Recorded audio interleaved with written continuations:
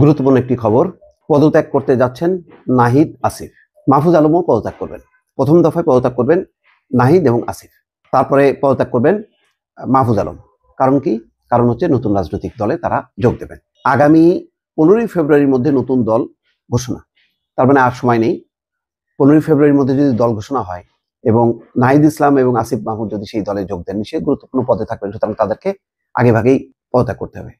এবং এটি কিন্তু বিএনপি একাধিকবার এই কথা বলেছে যে সরকারের থেকে দল করা যাবে না, তাহলে সরকার নিরপেক্ষতা হারাবে। তার উত্তরে দুইজনই বলেছেন, বিশেষ করে আসিফ মাহমুদের একটা স্ট্যাটাসে দেখলাম যে সরকারের থেকে কেউ দল করবে না, দল যখন করবে তখন সরকার থেকে তারা বের হয়ে যাবে। এখন হয়তো সেটি হতে যাচ্ছে। আমার দেশ পত্রিকার যে খবর, তার চম্বুক পয়েন্টগুলো হচ্ছে এই যে আগামী 15ই ফেব্রুয়ারির মধ্যে নতুন দল ঘোষণা। জুনে পদত্যাগ করতে পারেন মাহফুজ আলম। আহ্বায়ক কমিটিতে নাহিদ হবেন সদস্য সচিব। দল হবে মধ্যপন্থী ধারার। জুলাই বিপ্লবে নেতৃত্বদানকারী ছাত্র জনতার উদ্যোগে দেশে নতুন একটি রাজনৈতিক দল আত্মপ্রকাশ করতে যাচ্ছে। ফেব্রুয়ারি 15 তারিখের মধ্যে দল ঘোষণার আগে সরকার থেকে পদত্যাগ করতে যাচ্ছেন অন্তর্বর্তী সরকারের তথ্য উপদেষ্টা নাহিদ ইসলাম, যুব ও ক্রীড়া উপদেষ্টা আসিফ মাহমুদ। অর্থাৎ ইমিডিয়েট পদত্যাগটা হবে 15ই ফেব্রুয়ারির মধ্যে দুইজনের। সেই হিসাবে আগামী 2 সপ্তাহ, এখন তো জানুয়ারির শেষ, ফেব্রুয়ারির মাঝামাঝি, তার মানে 1 সপ্তাহ 1.5 সপ্তাহের মধ্যেই তার পদত্যাগ করবেন। আর আগামী জুন মাসে পদত্যাগ করতে পারেন সরকারের আরেক উপদেষ্টা মাহফুজ আলম। সূত্র জানাচ্ছে নতুন দল প্রথমে আহ্বায়ক কমিটি ঘোষণা করবে। কমিটিতে আহ্বায়ক কে হবেন তা জানা না গেলেও সদস্য সচিব হতে যাচ্ছেন নাহিদ ইসলাম। ছাত্রদের নতুন দলের গঠনতন্ত্রের কাজ চলমান রয়েছে বলে জানা গেছে।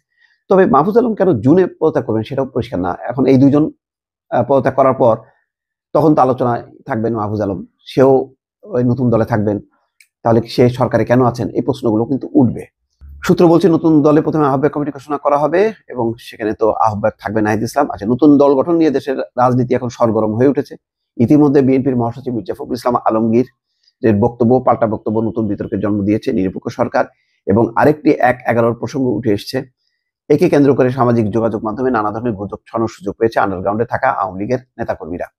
সরকার থেকে কেন নাহিদ ইসলাম পদত্যাগ করে রাজনৈতিক দলে আসবেন, এই প্রশ্নের জবাবে জাতীয় নাগরিক কমিটির একাধিক নেতা তাদের বক্তব্য তুলে ধরেছেন। জুলাই আগস্টের অভ্যুত্থানে তাদের অবদান রয়েছে, তবে আন্দোলনের শুরু থেকে প্রথম সারিতে নেতৃত্বে ছিলেন নাহিদ ইসলাম। সেই সঙ্গে তিনি ছিলেন জুলাই আগস্ট অভ্যুত্থানের 1 দফার ঘোষক। ছাত্র সমন্বয়করা আরো বলেন, দিন শেষে 1 দফার যিনি ঘোষণা দিয়েছেন তিনি মূল নেতা। তাছাড়া সাধারণ ছাত্র জনতার কাছে নাহিদ ইসলামের জনপ্রিয়তা অনেক বেশি। সূত্র বলছে, সম্প্রতি জাতীয় নাগরিক কমিটির একটি বৈঠকে বেশিরভাগ সদস্য মতামত দিয়েছে যে অন্তর্বর্তী সরকারে থাকা এক বা একাধিক ছাত্র উপদেষ্টার পদত্যাগ করা উচিত। সাধারণ মানুষের কাছে যেসব ছাত্র উপদেষ্টার গ্রহণযোগ্যতা বেশি, তাদের পদত্যাগ করে নতুন রাজনৈতিক দলে যুক্ত হয়ে নেতৃত্বে আসা উচিত। নাগরিক কমিটির সূত্র বলছে, নতুন রাজনৈতিক দল ঘোষণার আগে একটি আহ্বায়ক কমিটি হবে। কমিটিতে নাসিরুদ্দিন পাটোয়ারি, হাসনাত আবদুল্লাহ, সার্জিস আলমের নাম আলোচনায় রয়েছে। আহ্বায়ক কমিটির মাধ্যমে রাজনৈতিক দলের আত্মপ্রকাশের পরে সময় নিয়ে কাউন্সিলের মাধ্যমে পূর্ণাঙ্গ কমিটি করা হবে। যাই হোক, এখন দেখা যাক এই নতুন রাজনৈতিক দল যদি হয় ভালো, এবং তবে সরকারের থেকে বের হয়ে এসে দ্রুত করা উচিত, যাতে কেউ বলতে না পারে এটা কিংস পার্টি, নতুবা রাজনৈতিক সমালোচনার মুখে পড়তে হবে। ইতিমধ্যে হচ্ছে সেই আলোচনাগুলি, সেই আলোচনা কে অন্তত থামানোর জন্য হলেও একটা স্বতন্ত্র ধারা, যেখানে সরকারকে কেউ প্রশ্নবিদ্ধ যাতে না করতে পারে, সেটি করা উচিত বলে অনেকে মনে করছেন। দর্শক ভালো থাকবেন, আল্লাহ হাফেজ।